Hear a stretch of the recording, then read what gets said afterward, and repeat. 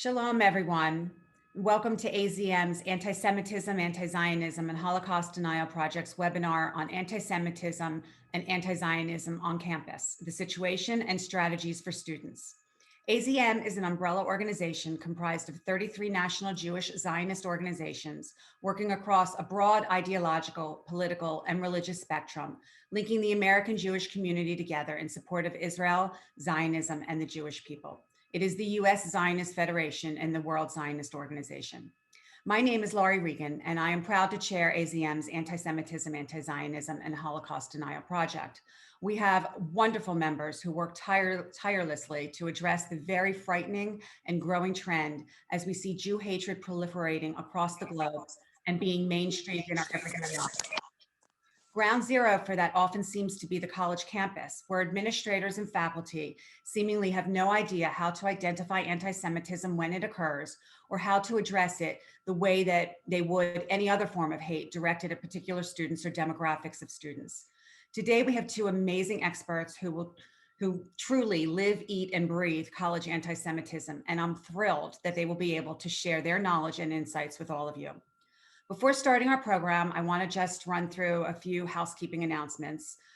Today's program will be recorded for future viewing, and the link will be made available to everyone who signed up. We will also be taking questions towards the end of the event, so please send in your questions using the Q&A button at the bottom of your screen. I will do my best to get to as many of them as possible. I also wanted to share that our project is will be hosting its next webinar on April 7th, which is the day before Yom HaShoah, featuring panelists David Patterson, the Hillel Feinberg Distinguished Chair in Holocaust Studies at the Ackerman Center for Holocaust Studies at the University of Texas at Dallas, and Alvin Rosenfeld, the Irving M. Glazer Chair in Jewish Studies at Indiana University, and its director of the Institute for the Study of Contemporary Antisemitism, that they will be discussing Holocaust education and the lessons learned in the context of addressing the new anti-Semitism we face today. Also, I wanted to share that for the second year in a row, due to the COVID pandemic, the March of the Living will be holding its annual march virtually, affording everyone an opportunity to share with individuals from around the world this powerful experience from home. The virtual march will be held on Thursday, April 8th at 8 a.m. Eastern Standard Time and 3 p.m. Israel time, and will be led by Holocaust survivors, Israeli President Rivlin, Jerusalem Mayor Moshe Leon, Jewish Agency Chairman Isaac Herzog, and former Israeli Chief Rabbi Israel Meyer Lau. I now want to introduce our esteemed panelists.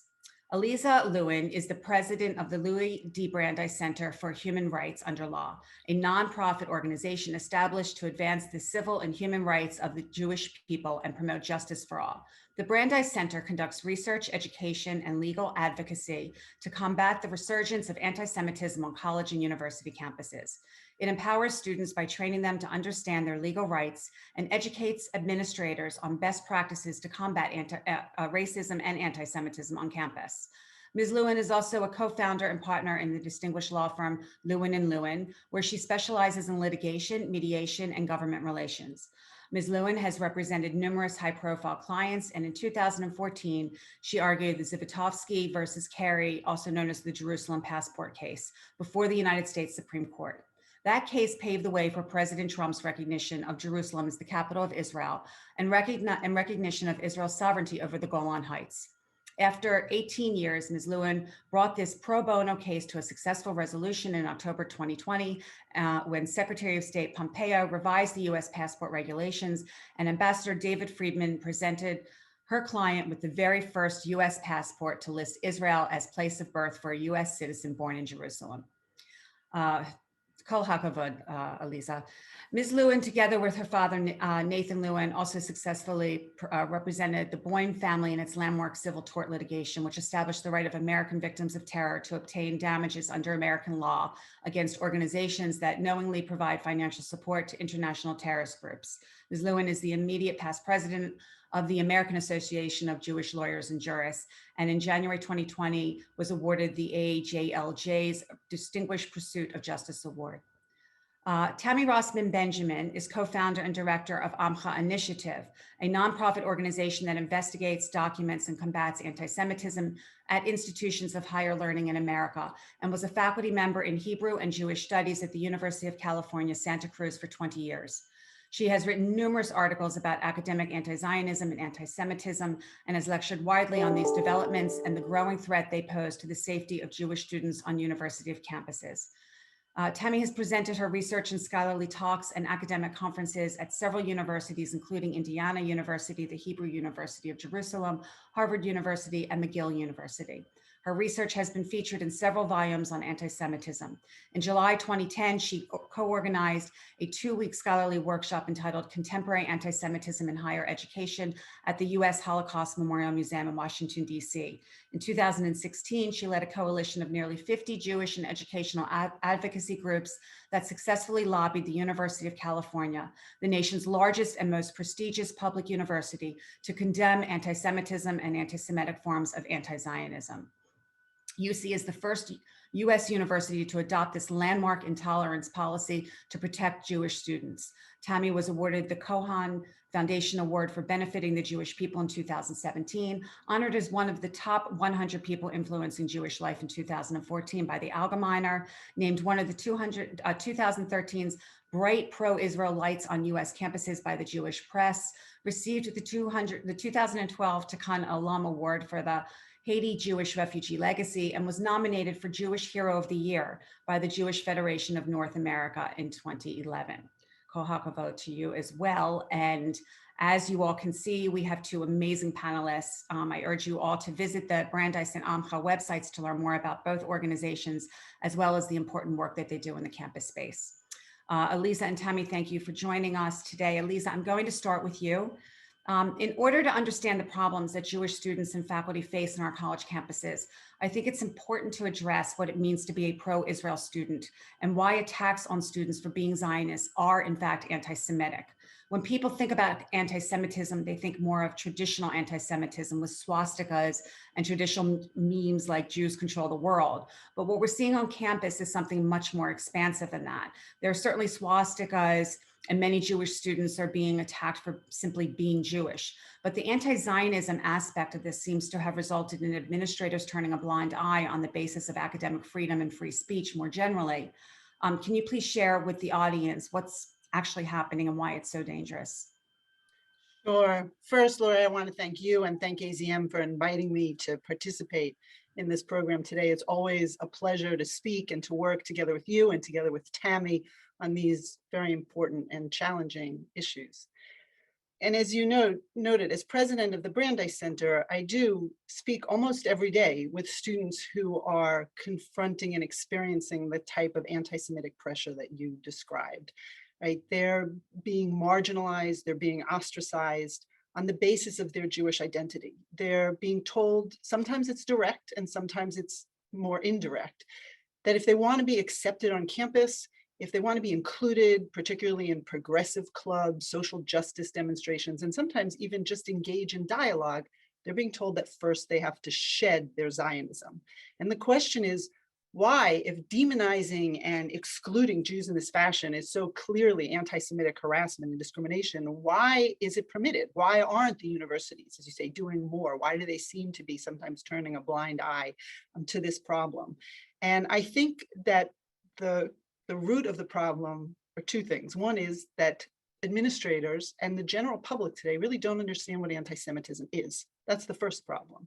They don't know how to recognize it. In many ways, the Holocaust has been this blinding, defining moment in our recent history. So the only kind of anti-Semitism that people recognize is the anti-Semitism that resembles the Holocaust, as you pointed out, right? If people see a swastika, they know that that's anti-Semitic. If they hear a Nazi or a white supremacist, they'll say, oh, that's anti-Semitism. They may also recognize if very visibly identifiable Jews are targeted.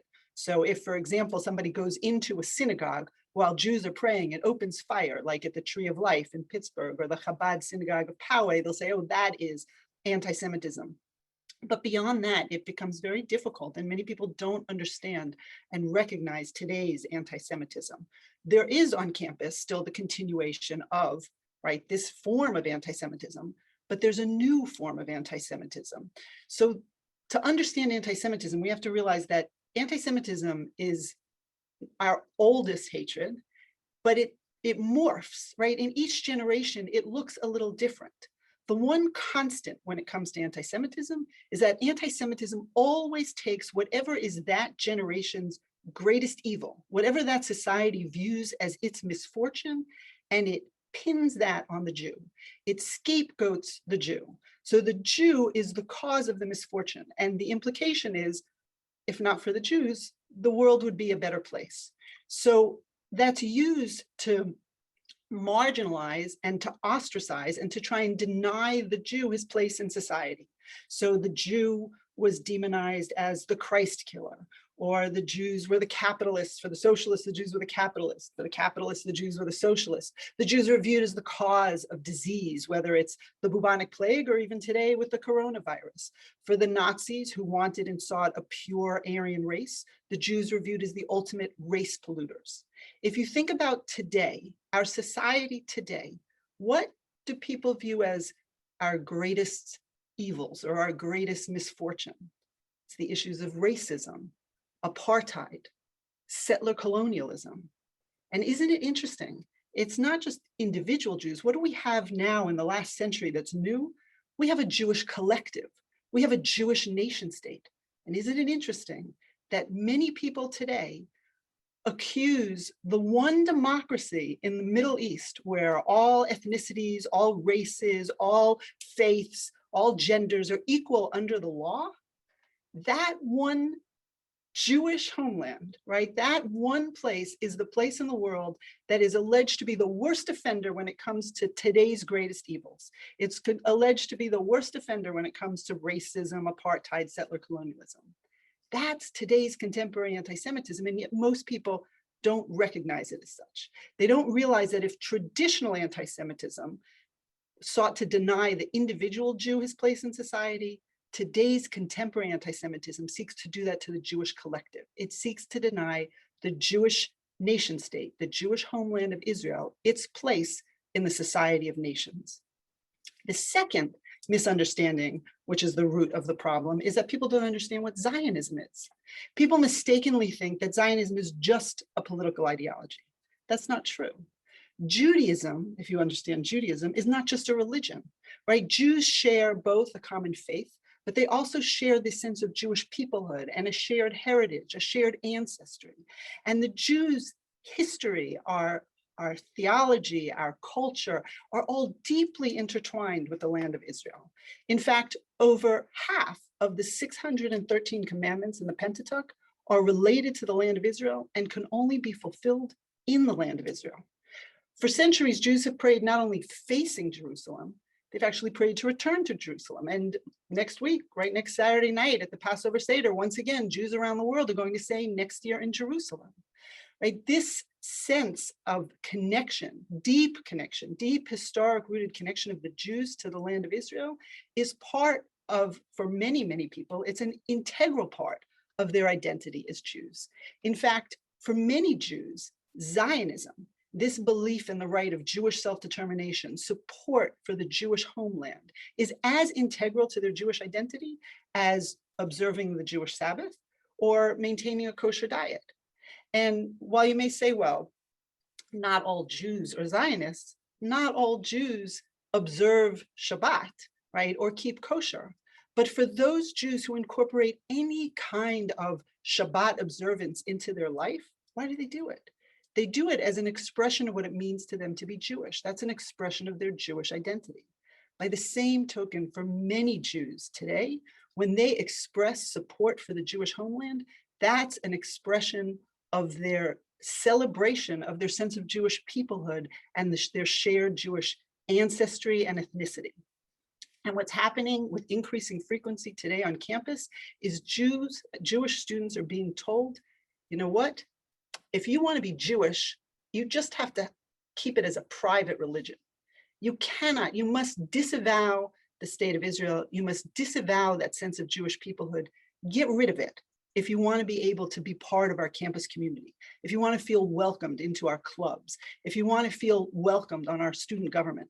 So for example, Rose Rich, who we assisted, the Brandeis Center assisted, she's a student at University of Southern California, and she was elected more than a year ago as vice president of the student government there.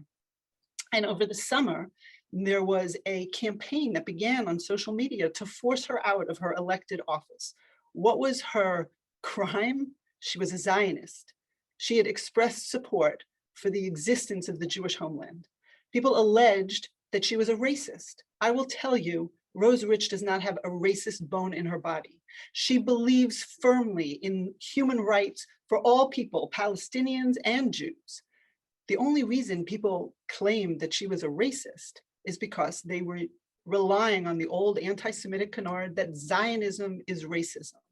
And they pushed to expel her. They filed an impeachment complaint, which ultimately was dropped as a result of letters, and we can talk about later how you use the law to combat this. But when we made the university aware that pushing her out on the basis of her Zionism would be a violation of the law, and there could be potential legal ramifications for that, the university managed to find a way to call off that impeachment hearing. So you're right, what we are seeing today is not just the traditional anti-Semitism, we're seeing what Judea Pearl has called Zionophobia. And I agree with him 100%. This word means an irrational fear or hatred of a Jewish homeland. And that's what's happening today. Jewish students are being forced to disavow the Jewish homeland. They're being forced to give up that right to Jewish self-determination in exchange for acceptance on campus and to participate fully in the campus experience. Thank you, Alyza. I always learn so much from you, and I appreciate that. And I'm sure we'll get into more examples in depth in a little later in our program. Tammi, AMCHA has been documenting incidents of anti-Semitism on college campuses for years, and it issues very compelling and very distressing reports on statistics, causes, and analyses of these incidents. We don't have time to obviously go over all of AMCHA's findings, but can you touch base with some of the bigger findings on what types of acts you see, who is perpetrating them, what do you see that leads to them? For instance, I know that when there's an SJP chapter on a college campus, there is a 7 times greater level of anti-Semitic incidents that occur on that campus. And if you have time, perhaps touch on what you've seen since the pandemic began and if things have gotten much worse. And I just want to let everybody know that I'm going to share a link in the chat that takes you to the webpage for AMCHA's reports so that you can take a look at those at your leisure at a later time. So Tammi, thank you. Sure, Lori, and thanks so much for inviting me to participate in this webinar, and thanks to AZM. So here are what I think are the most important findings from our annual studies on anti-Semitic activity on campuses across the country. And it will be useful for me to use PowerPoint. So I'm going to set that up right now.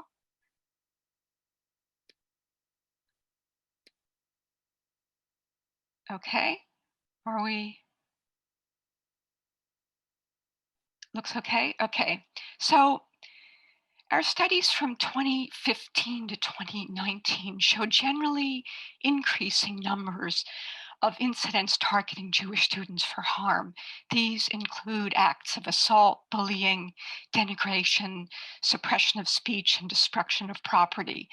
Acts of anti-Semitic harassment occurred on the majority of the 120 or so schools most popular with Jewish students.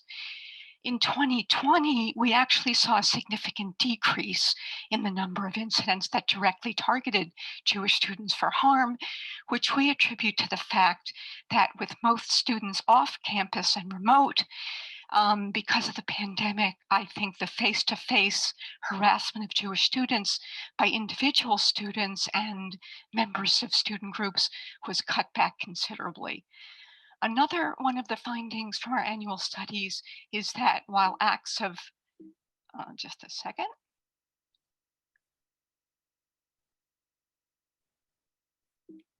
Let's see. There we go. Another one of the findings from our annual studies is that while acts of classical anti-Semitism, and this really supports what Alyza was saying, that while acts of classical anti-Semitism over the last few years have increased to near historic levels in America in general, on college campuses, classical anti-Semitic harassment such as swastika graffiti, the distribution of neo-Nazi flyers, the vandalizing of the Jewish student's mezuzah, the harassment of, let's say, a Jewish student wearing a kippah. Acts of classical anti-Semitism like this have actually been decreasing significantly on college campuses. But on the other hand, acts of there we go, acts of Israel-related harassment, incidents that demonstrate anti-Israel animus on the part of the perpetrators, either through their use of language or imagery containing anti-Israel messages, or through the targeting of identifiably pro-Israel students, like a student wearing an IDF t-shirt, the vandalizing of Israel-related objects like an Israeli flag, or the disruption of pro-Israel events. Israel-related acts like these have actually increased significantly from 2015 to 2016. And in addition, while less than 1/4 of the classical anti-Semitic incidents were directed at specific Jewish students on campuses with a clear intent to harm them, almost all of the incidents of Israel-related harassment were directed at specific students or student organizations, suggesting that anti-Israel harassment has far more of an impact on campus climate for Jewish students than classical anti-Semitism. And this is, I think, what Alyza was also speaking about as well. Our annual studies through 2019 also found that Israel-related harassment was not only increasing in quantity, but increasingly hostile towards Jewish and pro-Israel students. So, for example, from 2017 to 2018, incidents involving the denigration or public shaming of pro-Israel students, such as calling them racist, white supremacist supporters of genocide, apartheid, etc., more than doubled and continued to go up in 2019. The same thing with attempts to exclude or boycott pro-Israel students and student groups from campus activities and from campus altogether, with calls for Zionists off our campus or Zionists not welcome here, documented on several campuses. And in 2020, especially following the George Floyd killing and subsequent protests and riots, anti-Zionist groups like Students for Justice in Palestine and Jewish Voice for Peace and anti-Zionist faculty members have actually managed to piggyback on the high-profile anti-racism and anti-police campaigns of other minority student groups in order to promote their anti-Israel propaganda. And of particular note is how George Floyd's death led to a dramatic increase in JVP's promotion of deadly exchange, which is a campaign that falsely accuses Israel of training US police officers in how to use so-called discriminatory and repressive policing. And this in turn has led to increased acrimony and harassment targeting specific high-profile students who support Israel, like Rose Rich.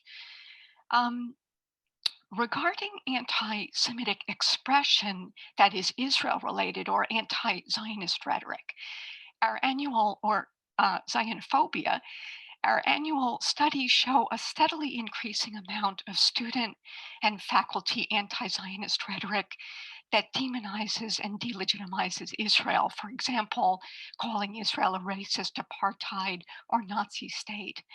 And at the same time, we found that the nature of anti-Israel rhetoric is becoming more focused on Israel's destruction.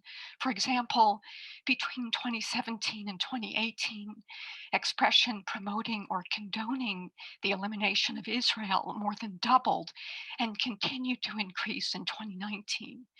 And although the total number of incidents of anti-Zionist rhetoric has decreased during the pandemic, we're still seeing extreme rhetoric like this, including and especially in departmentally sponsored events like this one at San Francisco State University, University of Hawaii, and New York University, events that honored PFLP terrorist Layla Khaled and condoned terrorism. We've also found continued attempts by anti-Zionist students and faculty to uncouple Zionism from Judaism and anti-Zionism from anti-Semitism. A surge in these attempts began in 2019. Let's see. And continued into 2020. An AMCHA initiative study comparing anti-Semitic activity in 2019 to 2018 found a 300% increase in rhetoric denying the relationship between anti-Zionism and anti-Semitism, which the study linked to significant increases in Jewish communal efforts to adopt the International Holocaust Remembrance Alliance definition, or the IRA definition of anti-Semitism, which identifies anti-Zionism as anti-Semitic. The study also found that rhetoric denying a relationship between anti-Zionism and anti-Semitism was strongly correlated with acts of anti-Zionist motivated harassment of Jewish and pro-Israel students. And finally, our annual studies have consistently found that the harassment of Jewish students is strongly linked to a few factors. These include the fact that schools with Students for Justice in Palestine or similar student group were 7 to 8 times more likely to host incidents that targeted Jewish students for harm. Schools with 1 or more faculty members who endorsed an academic boycott were 4 to 5 times more likely to have incidents that targeted Jewish students for harm. And schools involving student or faculty anti-Zionist expression, including the promotion of BDS, were about 4 times more likely to have incidents of Israel-related harassment than schools with no evidence of such anti-Zionist expression. So to sum up these findings, over the last few years, anti-Zionist harassment has been rising sharply in both the number of incidents and their intensity. And such acts are strongly linked to anti-Zionist students and faculty, as well as to anti-Zionist expression, including BDS promotion and implementation. And this is what I call the first part of the problem for Jewish students. The second part of the problem, and this is, I think, the more troubling part, and this also echoes what Alyza was saying, the second part of the problem is that despite these troubling trends, university administrators have often ignored or downplayed the anti-Zionist motivated harassment of Jewish students. This is true even when the level of harassment meets the behavioral threshold that the school's harassment policy puts forth. Behavior that would be responded to promptly and vigorously where directed towards members of certain minority groups has generally not been responded to in the same way or even at all when it's linked to Israel and directed at Jewish students. And that I think are really the two important problems that we need to talk about and talk about how we address those problems moving forward. Tammi, thank you. And I'm actually going to stay with you first. And your last point is something that those of us that work in this arena are struggling to deal with. So my next question sort of addresses that, which is now with what we know, what the problem is and how prevalent it is, what do you think can be done about it? We have all sorts of campus organizations, including those that work with students like Stand With Us and Students Supporting Israel. We have organizations that work with faculty like Scholars for Peace in the Middle East, which, as you all know, I am the treasurer and a board member of that organization. And then we have organizations that work in the legal arena to protect Jews on campus, like Alyza's Brandeis Center. So many groups are pushing for universities to adopt the IRA definition and use Title VI, while others encourage lawfare. What do you believe is the best strategy to protect Jews on campuses while also protecting free speech?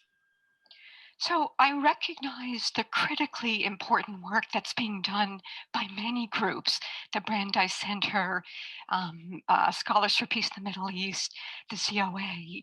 Many groups are working to ensure adequate protection for Jewish students using Title VI and IRA, and without diminishing in any way these efforts, which I wholeheartedly respect and support.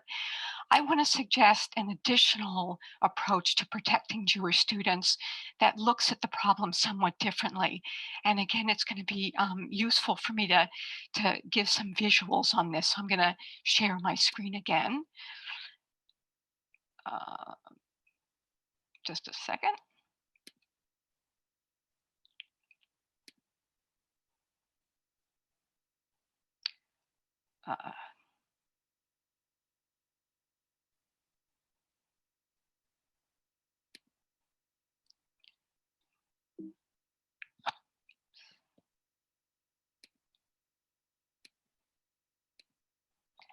Okay, since much of the harassment that Jewish students experience on physical campuses and almost all of the harassment that they experience on virtual campuses is some form of verbal abuse, the question of how a school deals with the relationship between harassment and free speech is a crucial one for Jewish students. On most campuses, the protection from harassment is seen as being in opposition to the protection of free speech. The more you have of one, the less you have of the other. I want to suggest a different way to look at things, but first I want to explain why I believe the current way of thinking is problematic, especially when it comes to the protection of Jewish students.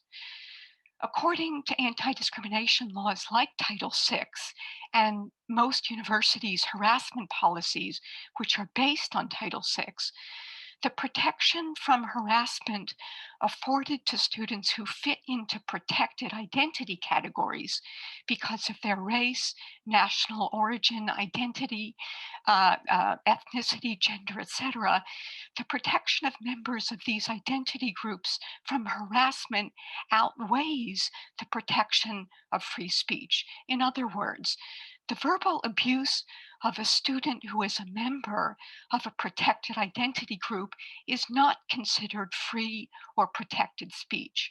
Rather, it's considered actionable harassment that will likely be met with a prompt and vigorous response from university administrators.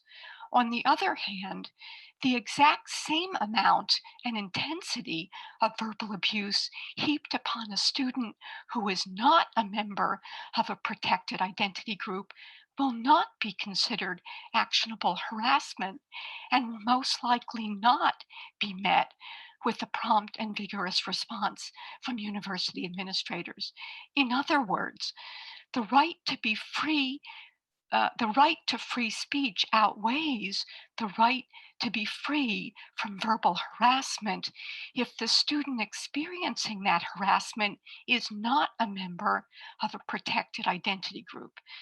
To understand how this plays out for Jewish students, consider what would happen if each of the following four statements was turned into a social media campaign by a group of students. We have Blacks off our campus, Jews off our campus, conservatives off our campus, and Zionists off our campus. So, as members of protected identity groups under law and school policy, the rights of Blacks and Jews to be free from harassment would outweigh free speech in the first two cases. And the students behind such campaigns would undoubtedly be disciplined by the school and forced to remove the postings. In the third case, because the conservatives are not a protected identity group, free speech prevails, irrespective of the harm it causes students it targets. The fourth statement, however, Zionists off our campus, is a big question mark. If Zionism is seen as an intrinsic part of Jewish identity, then the rights of Jewish students to be free from anti-Zionist harassment should outweigh free speech. But if it's not seen as such, then free speech will outweigh the right to be free from anti-Zionist harassment. And this is where the IRA definition comes in to help tip the scales by ensuring that abusive anti-Zionist speech or behavior is correctly recognized as anti-Semitic and dealt with no less promptly and vigorously than abusive speech or behavior directed towards members of any other protected identity group. What I'm proposing is a new way to look at the relationship between harassment and free speech, one which circumvents the need for a definition of anti-Semitism to ensure that Jewish students are protected from anti-Zionist harassment. It starts with an understanding of the nature of harassment, which becomes evident if we consider the Supreme Court's definition of harassment, the one that the Department of Education uses in adjudicating Title VI cases, and a version of which most universities use in their harassment policies. It reads, actionable harassment is behavior that is sufficiently severe, pervasive, or persistent so as to interfere with or limit the ability of an individual to participate in or benefit from the services, activities, or privileges provided by any recipient of federal funds. So this definition makes two things crystal clear. The first thing is that the behavior that's described by this definition has the effect of suppressing a student's ability to fully express him or herself in campus life. In other words, harassment is itself a violation of a student's freedom of expression. Secondly, it's clear that no student on a campus should have to endure such behavior that impedes their ability to express themselves and to fully participate in campus life. And the fact that according to almost every school's harassment policy, only students who fit into certain identity groups are afforded protection from such behavior, and other students are not, that inequality is really an outrage, one that should deeply disturb every tuition-paying student and parent. So instead of seeking civil rights protections for Jewish students by virtue of their membership in a federally protected identity group, our approach seeks constitutional protections for Jewish students as individuals with the same rights as all other individuals to be free from harassing behavior that seeks to suppress or deny their self-expression, including the expression of their Jewish identity. In other words, instead of protecting Jewish students by virtue of their Jewish identity, our new approach seeks the protection of Jewish students' right to express their Jewish identity. And instead of viewing anti-Semitism from the perspective of what is motivating the individual engaging in the behavior, we're suggesting that anti-Semitism be viewed strictly through a behavioral lens, as behavior that results in the suppression of a Jewish student's ability to express him or herself or to fully participate in campus life. And finally, we're suggesting that the threshold for determining whether behavior constitutes actionable harassment be evaluated strictly on the basis of the behavior's harmful effect without regard to the motivation of the perpetrator or the identity of the victim. And we're proposing a number of steps that colleges and universities can take to move beyond the identity-based protections they're currently offered under schools' harassment policies. These include acknowledging the equal rights of all students to self-expression and full participation in campus life, and the equal rights of all students to protection against harassing behavior that impinges on those rights, irrespective of the motivation of the perpetrator or the identity of the victim. It includes recognizing that their school's current harassment policy does not protect all students, um, and that they have to adopt additional policies for this purpose.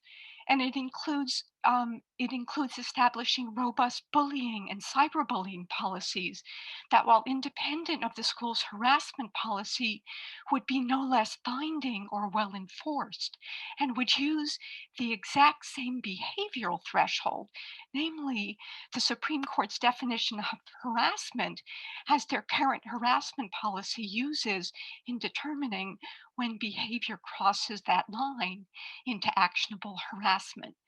And finally, it includes developing fair and consistent protocols and procedures for handling speech that's uncivil or offensive, but still protected under the First Amendment, like microaggressions. We believe there should be one standard for judging and responding to such expression that does not depend on the motivation of the individual responsible for the objectionable speech or the identity or legally protected status of those who are offended by it. So, whether a school decides to handle such expression by loudly condemning it or by ignoring it, it should be addressed in an equal manner for all students. And I think this approach has some real advantages for protecting Jewish students, both short term and long term. First, it eliminates the need to define Jewish identity or to prove that Israel related harassment is motivated by anti Semitism, to prove those things as a prerequisite for providing Jewish students with fair and adequate administrative responses to harassment. Second, by framing anti Semitic behavior as unacceptable suppression of Jewish students' expression rather than an attack on their Jewish identity, our approach invalidates the frequently heard accusation that Jewish students are using the charge of anti Semitism to silence all criticism of Israel. In fact, this approach underscores the hypocrisy of that accusation.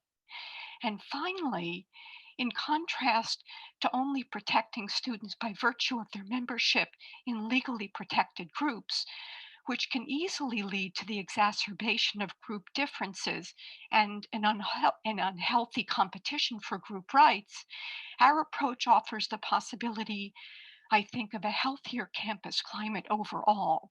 This is not only because group differences become irrelevant when ensuring the protection of individual students, but also because the notion of individual rights itself exists within the framework of a set of shared values concerning the equality and dignity of every person, values that can serve to inspire and unite the campus community and benefit all of its members, including Jewish students. Thank you, Tammi. Alyza, I'm going to ask you to respond to the same question. I know that your approach, your strategies that you use to deal with this growing rampant campus anti-Semitism might be slightly different. And you've got some good examples. In particular, Alyza, can you share also in this context your recent win at Tufts University with the student Max Price, who Brandeis helped? Jonathan Tobin wrote a column on that win, which he entitled "Courage Was the Reason Campus Anti-Semites Were Beaten." And in that, he states that this case provides, quote, more evidence of the necessity of the Brandeis Center's efforts. So he commended Brandeis, and I'm going to put a link to Jonathan Tobin's article up in the chat as well. But I'm wondering what your thoughts are on whether you see enough courage from Jewish students and what those with courage should be doing to help, fight this scourge. Thank you. So first, I want to say that the work that Tammi does is extremely important, and the statistics and the analysis that you, Tammi, have recorded in terms of monitoring the trends and watching the shift in the type of harassment and discrimination that Jewish students on campus experience is phenomenal and used by so many and relied upon by so many people. As you said, I do have a slightly different perspective on how to address the situation. And I 1000% agree that every student on campus should feel comfortable expressing themselves with their full identity. They should be comfortable to engage on campus with their full identity. In fact, that is what today's society is demanding, is that everybody be welcome to the table with their full identity. And the difference that we have is I don't look at somebody saying Zionist off campus as speech. I look at the effort to marginalize and exclude and actually push out the Zionists from the clubs, from the student government, from the social justice and racial justice community. That's behavior. That is conduct. When you start to push those students out, that is conduct. And the conduct has to be analyzed on two fronts, right? When you have a student who engages in that conduct, then on the one hand, the university needs to analyze that conduct the way it would analyze any other conduct against its policies and procedures, and would have to determine whether or not that conduct violates its standards. As part of that analysis, it should look at, I believe, the definition of anti-Semitism to understand if that conduct was motivated by bias and by anti-Semitic intent. But then there's another avenue, right, that the university, and another aspect of that incident that the university has to understand, and that's the campus climate incident, impact, right? So the campus climate impact is what is that impact on the Jewish students, right? When you're going to have this constant, repeated push over and over again to make Jewish students who believe as part of their Jewish identity that they support and feel connected to the Jewish homeland, and they believe that the Jewish homeland has a right to exist as a Jewish homeland, that Israel has a right to exist as a Jewish homeland, and they're being told you're not welcome unless you disavow that part of your identity, you give up your ethnic and ancestral heritage and agree that that's not part of your Judaism. Only if you do that will we welcome you to our campus. That is the part that the university has to do a better job at addressing. And what we have used is Title VI. And what I have found is, as a lawyer, I realize that sometimes there's no replacement for the law when it comes to motivating individuals and entities to take steps that they might otherwise be reluctant to take, right? The law is a powerful motivating tool. And so my goal, right, when I use Title VI is to make sure that Jewish students are protected. But when I talk about it to universities, there is nothing that precludes universities from then recognizing that there's a need to protect all students on campus from this kind of harassment and discrimination. All students on campus, as we said, need to feel safe and protected. But there is a legal tool that clearly covers Jewish students, and that's Title VI. And if I take just a minute to explain how Title VI works. So Title VI of the Civil Rights Act basically says that any entity that receives government funds may not, as Tammi pointed out, may not discriminate on the basis of race, color, national origin. Title VI itself actually does not include religion as a protected category. That has raised historically some questions, right?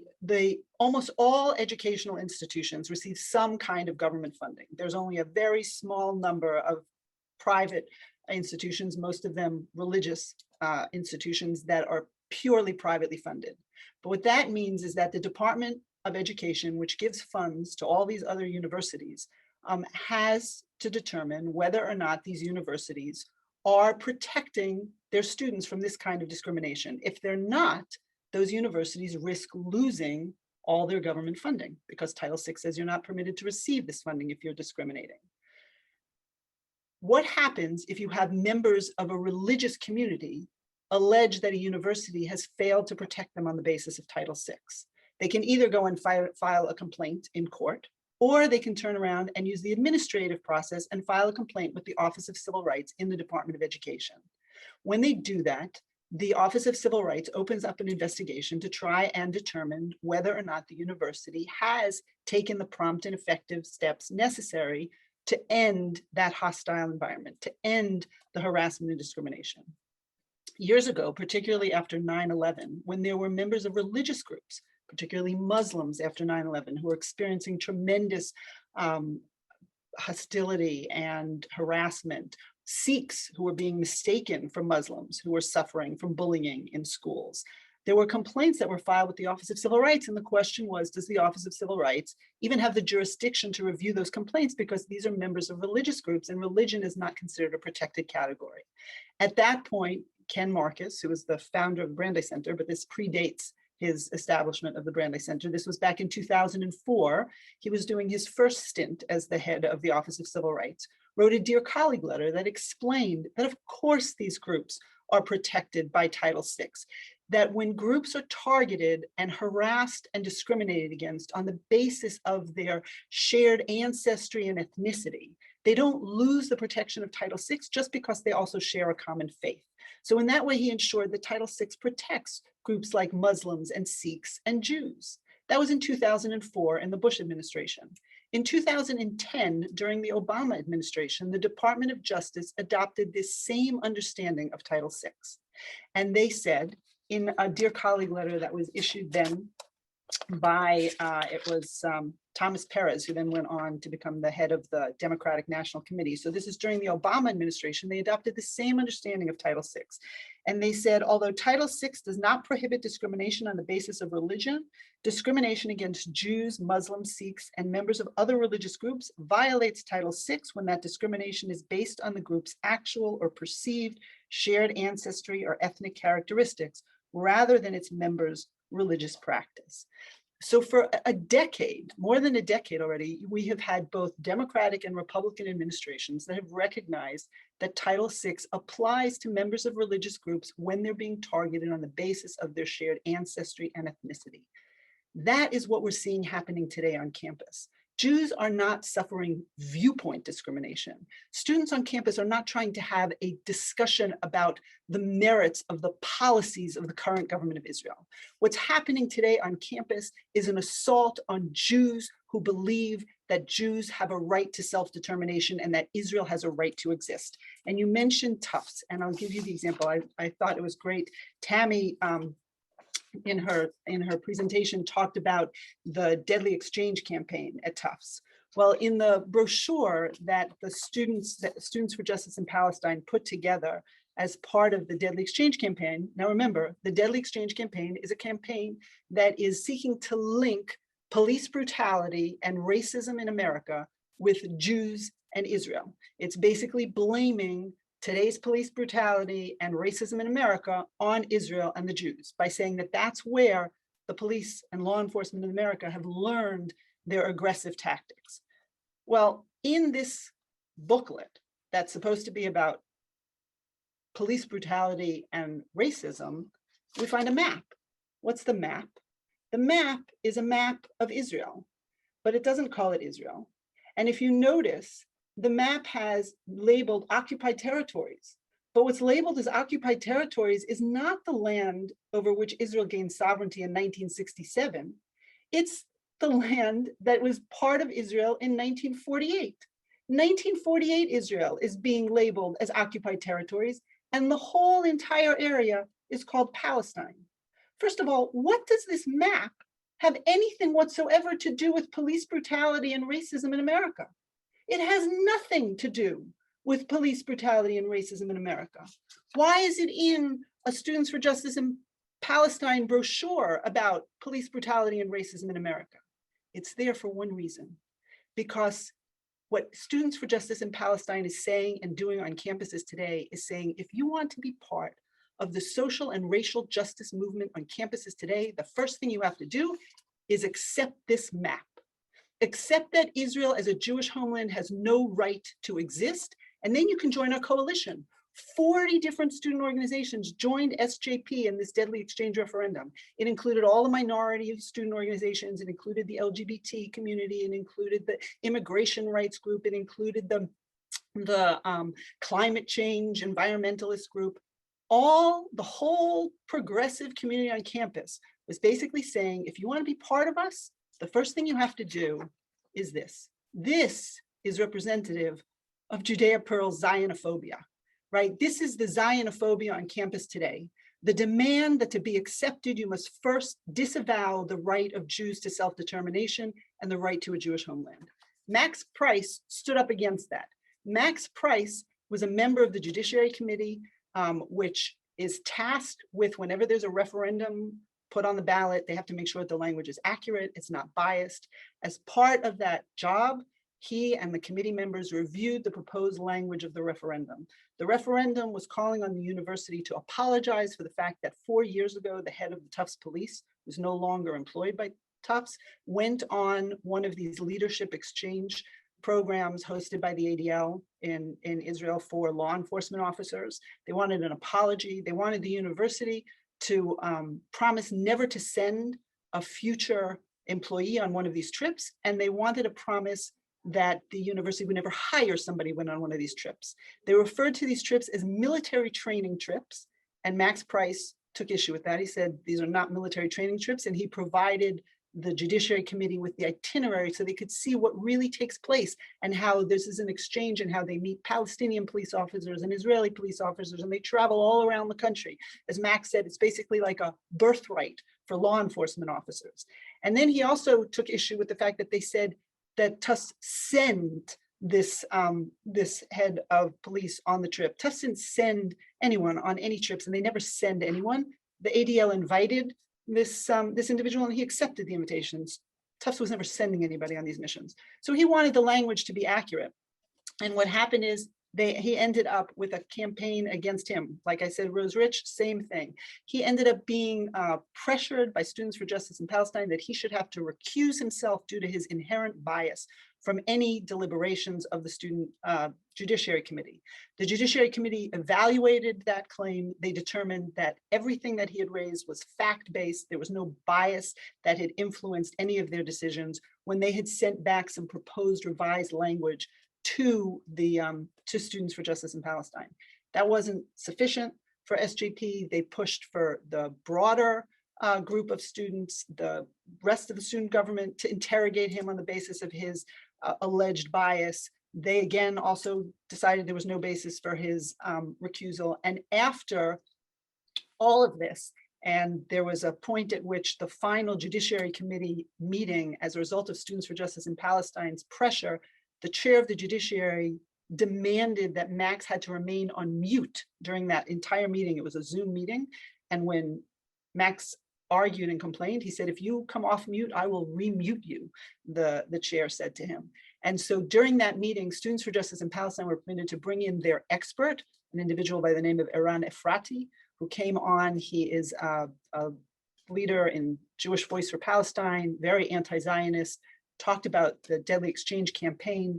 And Max had said, who's going to respond to this individual's bias, when he was told literally minutes before that meeting what was going to happen and that he wouldn't be able to speak. And he was told that if he could find somebody in 15 minutes to present the opposing perspective, then that would be fine. So he hustled on social media and managed to find Joshua Washington, who is a leader of the Black Solidarity Movement for Israel, who came on. And as soon as Joshua Washington started to try and speak, he was immediately shouted down and not permitted to get a word in edgewise. The chair called for a vote, and the 5 members of the Judiciary Committee voted on that referendum language. 2 voted for, 2 abstained, and Max Price, who had been silenced and had to remain on mute, was the only one who voted against it. That's how the Tufts referendum language ended up on the ballot. It passed, but that still wasn't enough for Students for Justice in Palestine, because they then filed a formal complaint to try and have Max Price removed from the Judiciary Committee. And that's also when the Brandeis Center got involved and wrote this letter to the university, making it very clear to them that what was happening to Max was a concerted effort to push him off the judiciary because he was expressing support for Israel that grew out of his identity as a Jew. And it's after that extensive letter became public, and there was a massive PR campaign as well, and people became aware of exactly what Students for Justice in Palestine was doing, that Students for Justice in Palestine backed down. They withdrew their complaint, and this impeachment trial never took place. The university, though, has still remained silent. And so what's key in fighting this fight is, while this was a tremendous victory, we still have work to do at Tufts, because there are things that universities should do. And they have to do it all within the context of protecting student speech.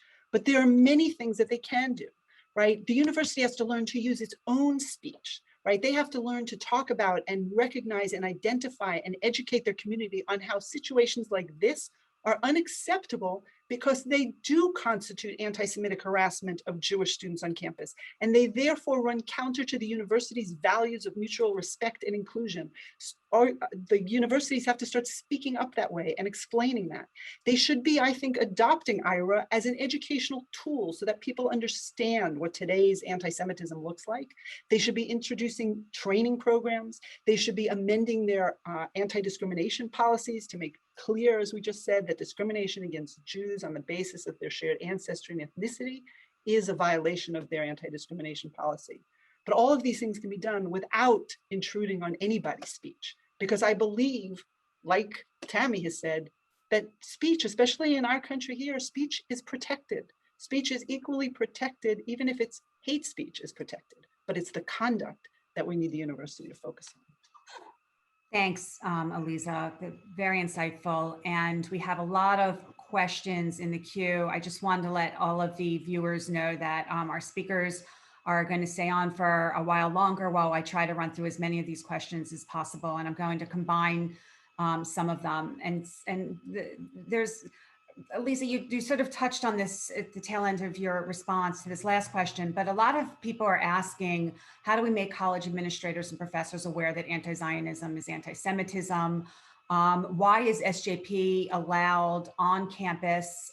Isn't it a hate group, and it harasses Jewish students? So why is it permitted to harass Jewish students? Where are the administrators in that?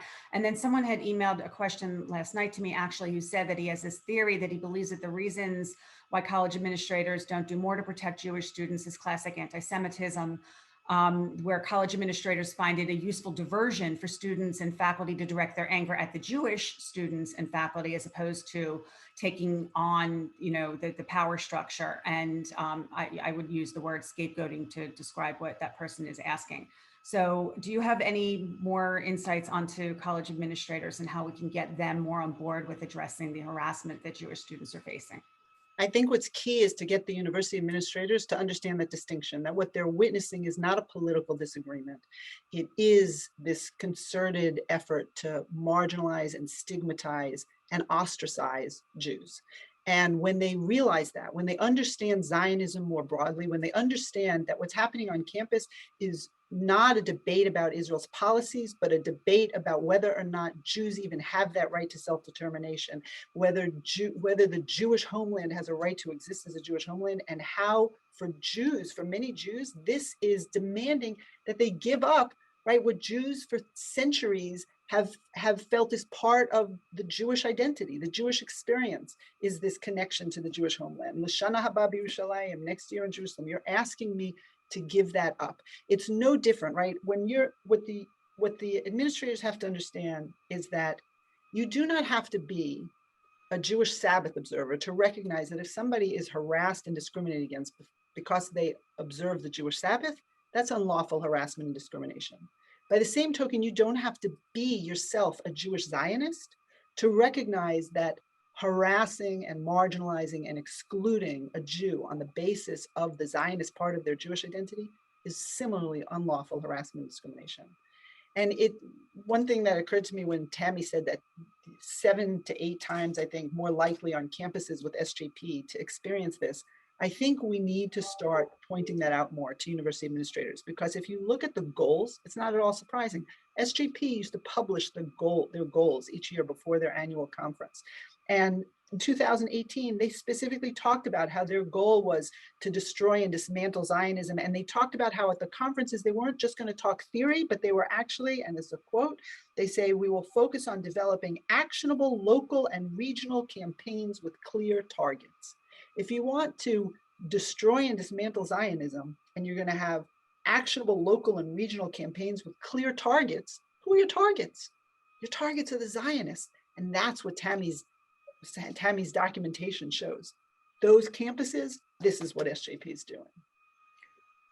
Thank you, Alyza. Tammi, rather than have you respond to that question, there are a number of people that are asking that are there colleges where the AMCHA approach is being implemented? And someone else asked, with all the current emphasis on exacerbating intergroup differences, and I'll add that, every college these days has a diversity, equity, inclusion, well, not just one, but probably, they've hired 15 or 20 deans on diversity, equity, inclusion. So with all this emphasis on group differences, why do you think that diminishing intergroup differences will be viewed as a positive good for Jews? And I will add, how do we tie Jews into being protected under these diversity, equity, and inclusion initiatives?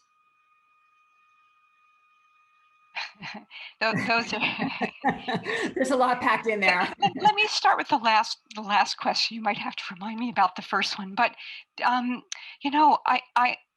reason I think that reducing intergroup, well, I hear the problem is that we are focused on intergroup differences. That is what the diversity, equity, and inclusion offices are designed to do. And that, in my estimation, is part of the problem for Jewish students. It's part of the problem for all students, that we are in this sort of tribal identity politics climate where there really is a competition for group rights. And I think that is really extremely problematic. And so it will be difficult, I guess, to answer the first question as well. At this point, no universities have adopted our understanding, which is why we want to really go on a campaign to promote it, because I actually think that it's an antidote to the problems that are really being created and the toxic campus climates that are really being created as a result of all of these these intergroup differences, which are becoming highlighted. And unfortunately, there's a two-tiered campus where some, as I tried to point out, where some groups are protected and some groups are really essentially have freedom of speech, and other groups do not. And I think that that's on a campus where freedom of speech should be the highest value, where the right to express yourself is at the heart of your university education. Without that freedom, or if there's a differential right to that freedom given to different students and different student groups, that's a recipe for disaster. That's a recipe for conflict. And so I think that I really do think that it's really crucial to try to work in. I mean, I understand Alyza's point that this is the law, and we have to work within the law. And to the extent that the law affords protection for Jewish students as members of a protected identity group, we should use that to protect Jewish students. But I think that it would also behoove us to help, at the same time as we're using the law, to help university administrators to sort of pivot slightly and to say that there's another way that sort of doesn't look at identity groups, but actually looks at free speech, to actually frame it in the language of free speech, which every university is also committed to. Every university has a free speech policy or a free speech statement where they say that freedom of speech is the highest value at their university. And so I think that that we need to hold them to that. But I think that one of the things that we need to say to administrators is that you need to understand that harassment isn't just an indicator of discrimination. Harassment itself is a behavior which takes away students' freedom of expression. To actually put it in terms of freedom of speech, so that what you're seeing isn't the difference between harassment and free speech. It's the difference between the free speech of the harasser and the free speech of the victim. That you're ultimately, I mean, at least the approach that we're presenting says, look at it all in terms of free speech. That one person's free speech does not, that person does not have the right to, that his free speech needs to stop at the point where he takes away somebody else's freedom to express their identity. But that's based on the notion that everybody has an equal right to that expression, right? That certain groups aren't protected more than other groups. So that's what at this point, that's not the way anybody is thinking. It's a new way of thinking. It's an out of the box way of thinking, if you will. And I don't presume that they're going to jettison the other way that they're thinking. I don't think that they're going to shut down their diversity, equity, and inclusion offices. I think this is a slow process, but I think that we actually have to talk about things that everybody understands and values. And free speech is one of those things, especially on a university campus. It's crucially important, but yet speech is really what's being used as a a club to beat Jews over the head with. So we have to talk about free speech. We have to promote free speech, but we have to say harassment is taking away free speech. So that's what I think. That's the direction that I think that we need to head in. And I think it's going to be I think it's a process. It hasn't happened yet, but I think that we as a community need to add this way of thinking to our arsenal, not to stop working on Title VI, obviously not, because it's productive and it's important. It is the law, but to actually think about how to work on other approaches which complement and hopefully in the future can replace and make a more equitable, more I don't want to use that word, more equal way of addressing this situation. Thanks for that explanation, Tammi. There are so many questions that I'm going to try to just wind this down to maybe two more since it's getting late. But a number of people have asked about what alumni can do. Is it through donations, through their voices, through organizing among themselves? Do you see a role that alumni can play that will actually be effective? Alyza, you have a thought on that? Sure. I think alumni are voices that can certainly weigh in. I mean, they should be tuned in to what's happening on their campuses, particularly alumni voices, donor voices are important. I will say, just one of the things that I did see coming up in some of the questions was a question about, can we give folks some optimism since we have been talking so, and it seems to be painting such a negative picture. And I do want to give the folks who are watching a little bit of a sense of optimism, because I do think that what we have seen is that once universities begin to understand that this isn't just speech, that this isn't just a political disagreement, but this is actual marginalization of Jewish students, then they've responded differently. So for example, at the University of Illinois at Urbana-Champaign, where we have filed and have a Title VI, there's an open OCR investigation. The university worked with us as a first step, recognizing it's just a first step, to issue a joint statement. And part of that joint statement recognized that for many of the students on campus, Zionism is integral to their identity as Jews, and that they need to feel protected in that and free to participate in all activities on campus as Zionists. And what's interesting is that not long ago after that, there was a student who had an Israeli flag on their balcony, and there were about 12 to 15 raw eggs thrown at that flag. The university then issued a very strong statement condemning that as anti-Semitism. That wasn't a swastika, that wasn't a white supremacist, that was an Israeli flag.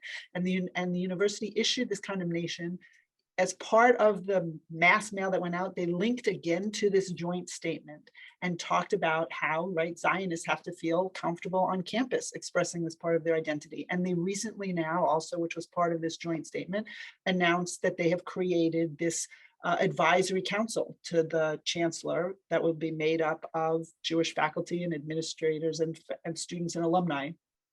And so they're starting to understand the problem and to take steps to address it. I also have to say the students on campus who we see, these student leaders, are extraordinary.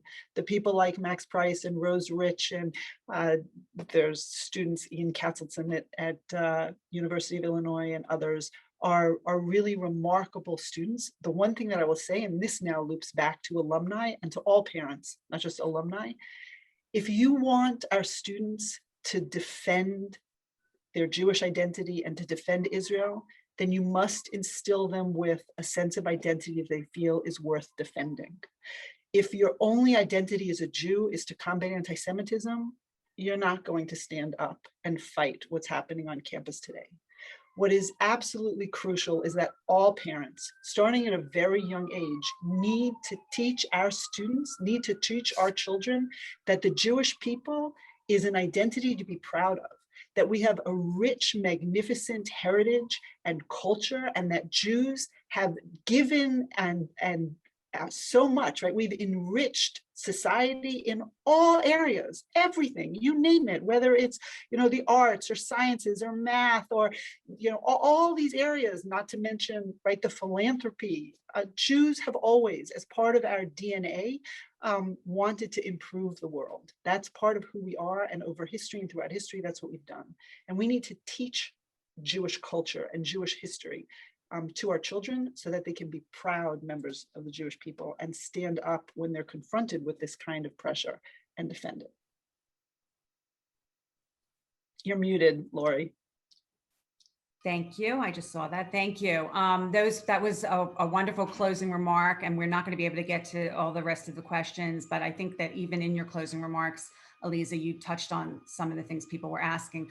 Tammi, would you like to have some final words for everyone? And by the way, there are a number of people that also asked if AMCHA is involved in fighting the California Ethnic Studies curriculum. And I'd like to share that Tammi has been at the forefront of that fight. So Tammi? Yeah, well, yes, thank you. Alyza, there's not much more that I can add to what Alyza said. I was just really shaking my head and both, and just firmly agreeing with Alyza that I think it's really crucial that we look beyond the anti-Semitism, that I always say that AMCHA has students' backs, right? That I don't want Jewish students to have to feel that they have to stand up for Israel or stand up for the Jewish people. That's not their role as a Jewish student. Their role is to get a good education and to go on and to be a productive member of society.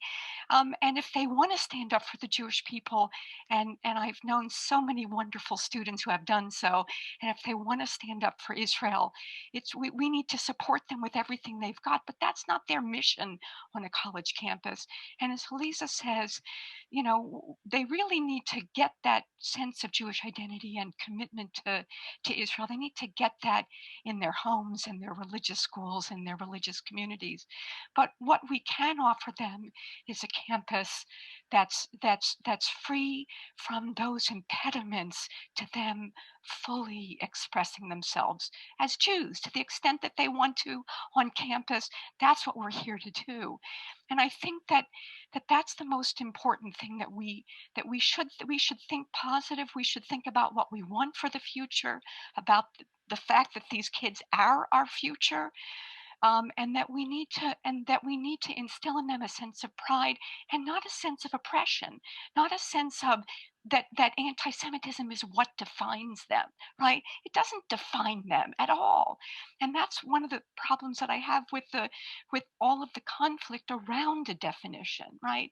Because that's not who they are. They are not victims of anti-Semitism. They are Jews, right? And but yet I think that we have to be clear about that to our kids. We have to be aware of what the dangers are. We have to talk like this productively about what the solutions are, right? Because I think there are different approaches. I think that our approaches are complementary. I don't think they're mutually exclusive. But I think that I think we have to be able to discuss things, put everything on the table. Ultimately, we have the same goal, which is to create a campus climate for our kids where they can thrive in every way possible. And so I think I think that is positive. I just look, I'm an optimist and I'm happy, even though I'm fighting campus anti-Semitism. And I think that we all should be, because I think that our eyes should be on the prize. And Alyza laid that out so well. And I really have no more to add. Well, I can't begin to thank you both so much for taking the time this afternoon. One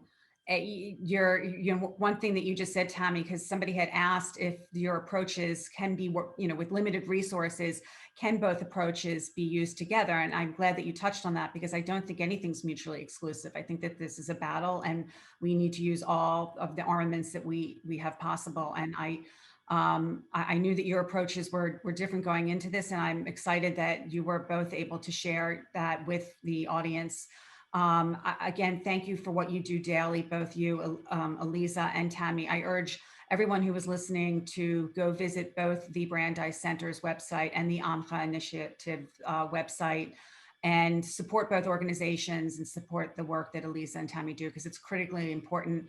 I think Tammy's the one that mentioned that these students are our future, and they need to feel good about being Jewish. They need to feel strong on college campuses. They need to know that they have the support of the Jewish community across the political spectrum, across every demographic, including all ages. And so again, thank you for joining us this afternoon, and this will be recorded. Please share it far and wide, because I think the information that Alyza and Tammi shared is critically important. I wish you all a wonderful afternoon. Thank you. Thank you very much.